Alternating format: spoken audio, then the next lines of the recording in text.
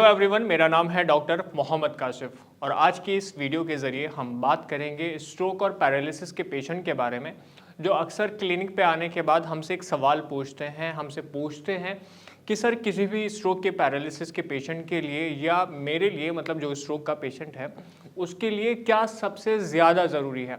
उसके लिए physiotherapy exercises करना ज़्यादा ज़रूरी है या उसके लिए फिर मसाज करना ज़्यादा ज़रूरी है। तो आज की इस वीडियो के ज़रिए मैं इन दो सवालों के जवाब आपको देना चाहता हूं कि क्या उस पेशेंट के लिए सबसे ज़्यादा ज़रूरी है। तो सबसे पहले हम समझते हैं स्ट्रोक को। देखिए, दो तरह का स्ट्रोक होता है, एक होता है इश्केमिक स्ट्रोक और एक होता है हेमरेजिक स्ट्रोक। इश्केमिक के बारे में आप ऑलरेडी जानते हैं कि कोई भी क्लॉट आया, कोई भी एम्बुलस आया थ्रोम्बस की वजह से कि आपका जो ब्लड आपके ब्रेन तक पहुंचना था वो सही से नहीं पहुंच पाया, सीमित मात्रा में पहुंच पाया, सही मात्रा में नहीं पहुंच पाया।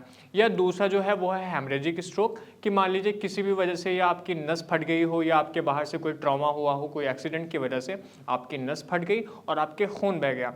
अब इन दोनों ही वजह से जो आपको कंडीशन होती है उसमें क्या होता है कि आपके जो न्यूरॉन्स हैं वो डैमेज हो जाते हैं। किस लिए? क्योंकि उन्हें न्यूट्रिशन नहीं मिला। किस लिए? क्योंकि उन्हें ब्लड नहीं मिला, क्योंकि उन्हें ऑक्सीजन नहीं मिली, क्योंकि उन्हें अदर जो एलिमेंट्स की ज़रूरत थी वो नहीं मिले। उससे क्या होगा कि जो न्यूरॉन्स थे वो कहीं ना कहीं डैमेज हो गए।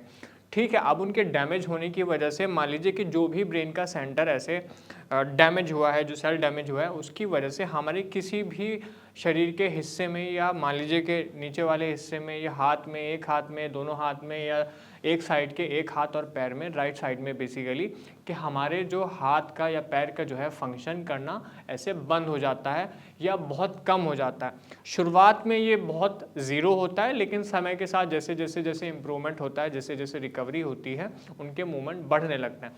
तो अब सवाल पैदा ये होता है कि जो एक रिकवरी फेज़ है, तो उस रिकवरी फेज़ में किसी भी पेशेंट के लिए फिजियोथेरेपी ज़्यादा ज़रूरी है या फिर मसाज ज़्यादा ज़रूरी है। तो मैं यहाँ दोनों को कंपेयर करने की कोशिश तो नहीं करूँगा, लेकिन मैं दोनों को अलग अलग पॉइंट ऑफ व्यू से बता देता हूँ कि दोनों का मकसद क्या है। कि देखिए, जो आपकी एक रिकवरी फेज़ है वो रिकवरी फेज़ बेसिकली आपके लिए है एक न्यूरोप्लास्टिसिटी। आपके ब्रेन के लिए बेसिकली जो है वो एक न्यूरोप्लास्टिसिटी है। तो न्यूरोप्लास्टिसिटी का प्रोसेस है क्या? न्यूरोप्लास्टिसिटी का जो प्रोसेस है, अगर हम आसान सी भाषा में ऐसे आसान से शब्दों में समझें तो वो एक तरह से आपके ब्रेन की आपकी रीलर्निंग एबिलिटी है। एक तरह से आप दोबारा से चीज़ों को रिलर्न कर रहे हैं, आप दोबारा से जो है मूवमेंट को रिलर्न कर रहे हैं। तो उसके लिए क्या है, जो आपको फिजियोथेरेपी में एक्सरसाइजेस करवाई जाती हैं, जो आपको अलग अलग तरह के मूवमेंट करवाए जाते हैं, आपको स्ट्रेचिंग करवाई जाती हैं, आपको मैनिपुलेशन करवाया जाता है, आपको ऑक्यूपेशनल थेरेपी करवाई जाती है या कई तरह की और स्ट्रेंथनिंग एक्सरसाइजेस करवाई जाती हैं, पीएनएफ स्ट्रेचिंग आपको करवाई जाती है।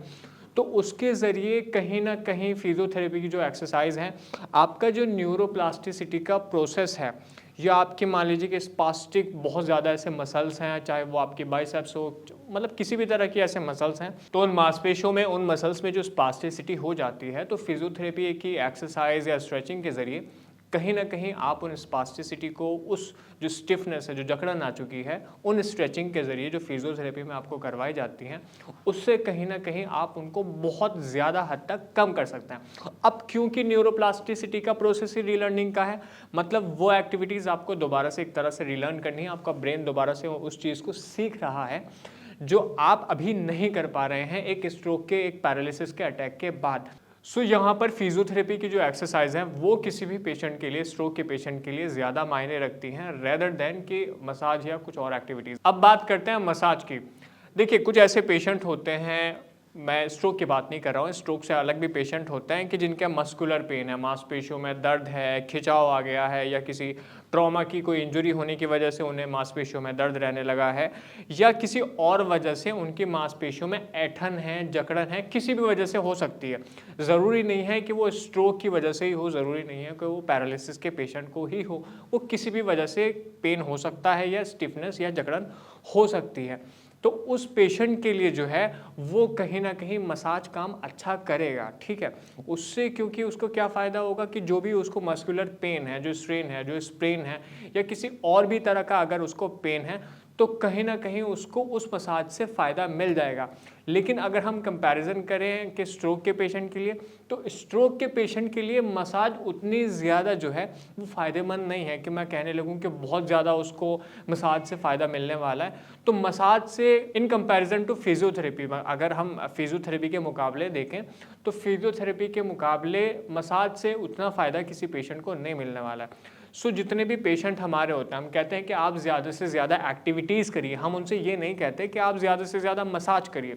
तो जहां हमारे जितने भी पेशेंट हैं जो देख रहे हैं इस वीडियो को, तो वो ज़्यादा से ज़्यादा कोशिश करें कि अपनी जो है फिजिकल एक्टिविटीज़ को ज़्यादा बनाएं रेदर देन कि मसाज के। मसाज से आपको उतना ज़्यादा फ़ायदा नहीं होने वाला है। आज इस वीडियो के ज़रिए मैंने जो भी पॉइंट्स आपको बताए हैं, जो भी ऐसे अपने पेशेंट्स को बताए हैं, कोशिश करिए कि उन पॉइंट्स को आप दोनों को देखें और फिजिकल एक्टिविटीज़ के ऊपर ज़्यादा ध्यान दें। फिर भी अगर आपका कोई सवाल है, आप कुछ और पूछना चाहते हैं, आप हमारे डॉक्टर्स की टीम से बात करना चाहते हैं, तो हमारे डॉक्टर्स की टीम आपके लिए हर समय उपलब्ध है। आप जो कुछ भी पूछना चाहते हैं तो आप जब चाहें आप हमें कॉल कर सकते हैं। हमारे नंबर जो हैं आपको स्क्रीन पर नीचे दिए जा रहे हैं, आप हमें कभी भी कॉल कर सकते हैं। धन्यवाद।